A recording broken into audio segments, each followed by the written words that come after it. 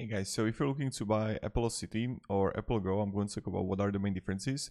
So primarily thing here, you have the price is more expensive for City, so the Go is a winner there. Then the top speed is better for City for like 4. Then you're gonna have range is also better for City. They got both motor drive, but the Apollo Go is much, the weight is lower. Also max load is the same. Incline capability same. So suspension, you got Apollo City. Then the also brakes are better for Apollo City, but they got both same tires. Lightning is better for Apollo City.